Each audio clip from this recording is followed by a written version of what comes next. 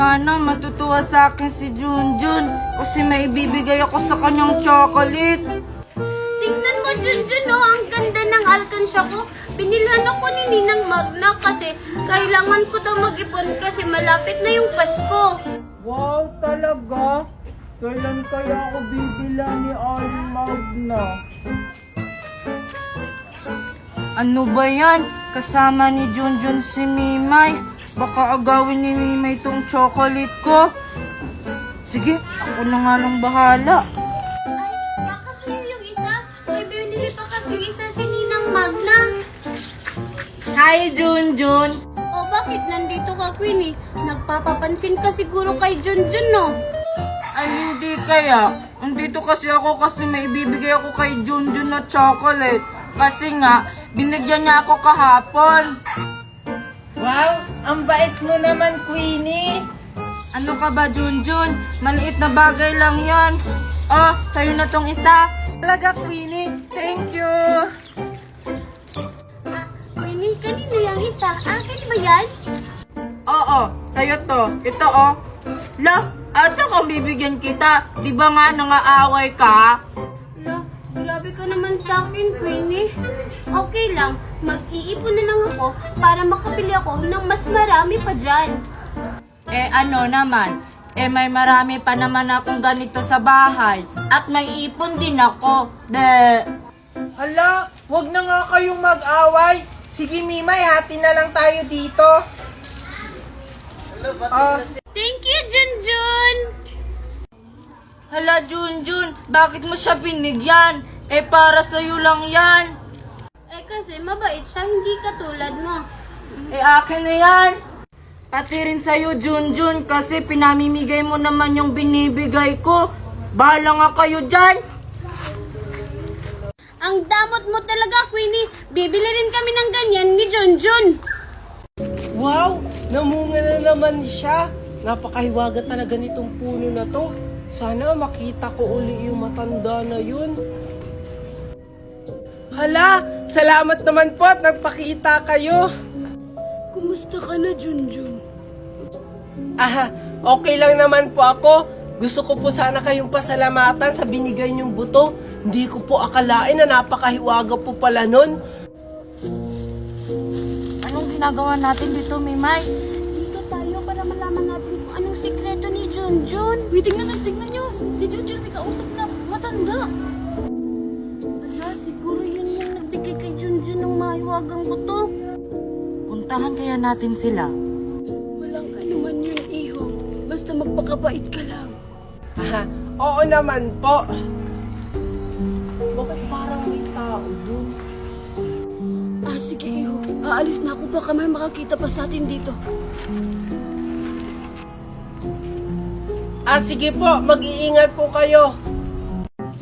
Ay, parang kulang pa to ha. Kukuha pa ako ng isa para may reserba. Huwag na lang maingay, Queenie. Bibigyan ka na lang namin ni Junjun. Talaga ba? Sige, hindi ko na lang kayo isusumbong. Basta bigyan niyo ako, ha? Tagal naman ni Chichay. Wala, papunta dito si Maria. Pupuntahan ko na si Chichay. Oo naman, Queenie. Bibigyan ka namin.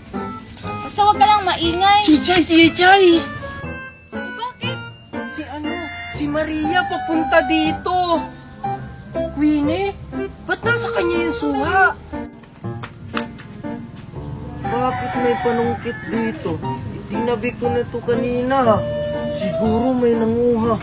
Tignan ko nga sa likod. Anong gagawin natin? Tara, umalis na tayo. Sige. John Chichay! Anong ginagawa nyo dyan? Siguro kayo yung nanguha ng suha namin, oh. Hindi, no. Hindi kami nakuha ng suha nyo.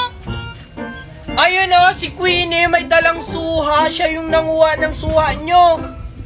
Asaan? Ikaw pala, Queenie, nangunguha ng suha namin, ha? Hindi! Napulot ko lang to! Tatanggi ka pa talaga. Ikitang-kita naman may hawak ang suha.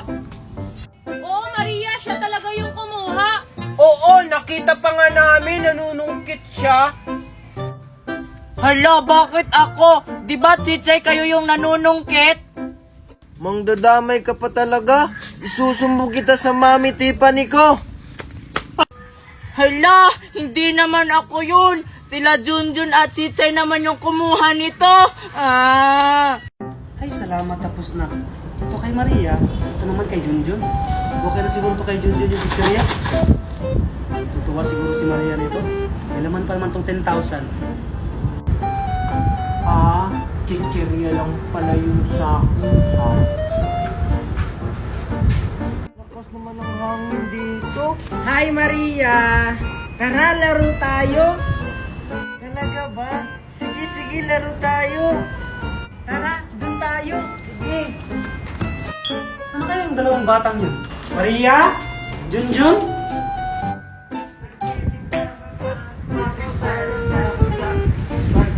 Maria! Junjun! Kung andito na pala kayong dalawa? Mami? O, ito na yung regalo niyong dalawa. Wow! Talaga po ba? Ay, Mami, sa akin po ba yan malaki? Ito, para kay Junjun to. Ito yung para sa'yo. Ala, bakit yung sa akin maliit? Tapos yung kanunjun malaki? Basta anak, buksan niyo na lang to. Sige magluluto muna ako ng spaghetti. Junjun, saan kayo pupunta? Maliligo kami ng swimming pool nila Aling Maribig. Sinong kasama niyo? Nasaan na kaya sila Maria at Mimay? Kailangan namin malaman kung anong nangyayari sa amin. Mimay at si Junjun, kailangan ko sila makita. Baka parehas lang yung nangyayari sa amin. Ayun, si Mimay, kailangan ko na siyang puntahan. Mimay, andyan ka pala. Bakit nasa yung katawan ko? Bakit ka boses mo si Junjun? Ano bang nangyayari sa atin? Totoo ngayon nasa isip ko na nagkapalit tayo ng anyo. Natandaan mo ba yung kending kinain natin? Yung ninakaw natin sa matanda? Mukhang naparusahan tayo.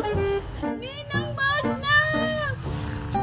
Nandun si Junjun at ba't nandun yung katawan ko? Ano bang nangyayari sa amin? Ano nang gagawin natin, Junjun? Ba't nasa iyo yung katawan ko? Mahabang paliwanagan, Mimay.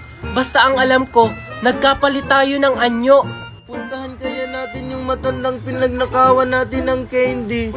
Baka siya yung solusyon na maibalik tayo sa dati nating mga katawan. Oo nga, puntahan natin yung matanda.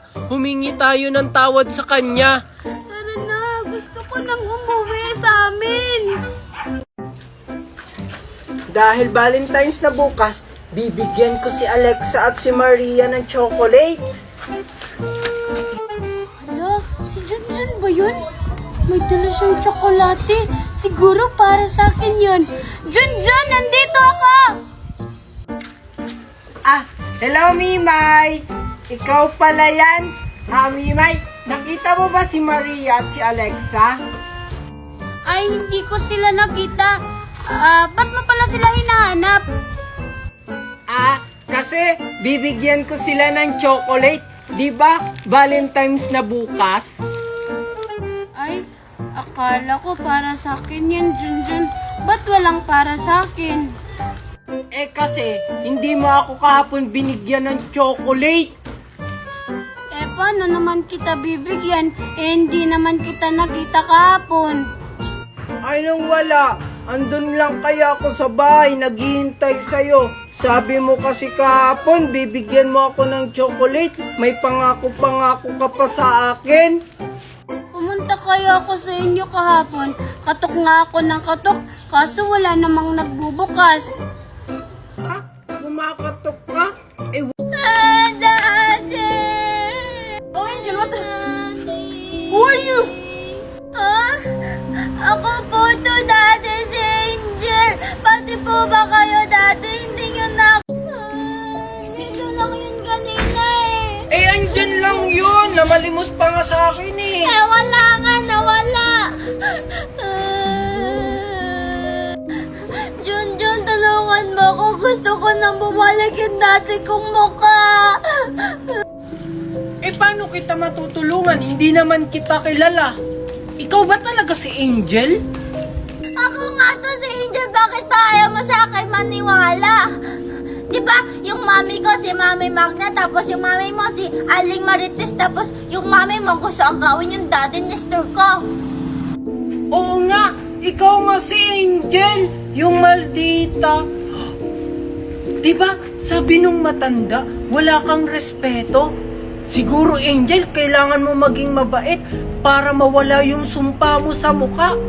Eh bakit? Totoo naman yan na namukha siyang unggoy tapos namamalimos pa, di na lang magtrabaho. Oh, tingnan mo Angel, nagmamaldita ka na naman. Wala ka na namang respeto. Halika Angel, tuturuan kita kung paano maging mabait. Sure ka ba dyan, Junjun, na mawawala na yung sumpa ko? Sana matuto ko ng bata ka ngayon. Talaga ba, Junjun, nawawala tong sumpa ko? Oo, magkakatotoo yan pag naging mabuti ka na. Sino yun? Sige, Junjun, turuan mo ako maging mabait! Ipapakita ko lang sa'yo Angel, pero ikaw na mismo yung gagawa. Tara! O sige, Junjun, tara! Tara! Ang hirap naman ang lato-lato na to. Hala! Ba't nasa gubat na ako? Siguro naliligaw na ako. Ah! Ay! Oh, bili na kayo. Plastic balloon. Isang taon to, hindi pumuputok. Dali na, bili na kayo, bili na. Bili na kayo, bili na kayo. Plastic balloon, Wala, bili na. may plastic balloon na nagbebenta. Total, 100 pesos naman yung baon ko. Bibili na lang ako. May tira pa naman to para sa recess. Uy, Junjun! Halika dito, bumili ka. Alam ko, marami kang baon. Dali! Opo, kaya nga po ako pumunta dito kasi bibili po ako ng plastic balloon. Magkano po isa niyan? Ay, mura lang to, Junjun. 100 yung isa. Ha? 100 ang isa? Ang mahal naman ng plastic balloon nyo. 3 pesos lang naman yan eh. 100 na nga lang yung baon ko eh. Hindi mo ba alam, Junjun, na itong plastic balloon na pinibenta ko ay gawa sa Orocan plastic? Isang taon to bago pumutok. Eh, yung 3 pesos na sinasabi mong plastic balloon, pumuputok agad yun. Talaga lang ha, 1 taon bago pumutok yan. O sige, bili ako ng isa, yung kulay green. Magtitiis na lang ako sa school na hindi kumain sa recess. Salamat, nakabenta na rin ako. Oh, ito po yung bayad ko. Siguraduhin mong 1 taon bago pumutok to ha. Sige nga, papalubuhin ko to kung 1 taon bago pumutok.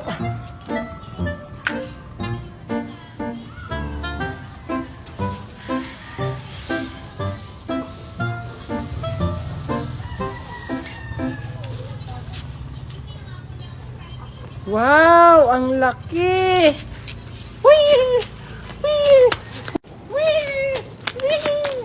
Hala, si Junjun may plastic balloon.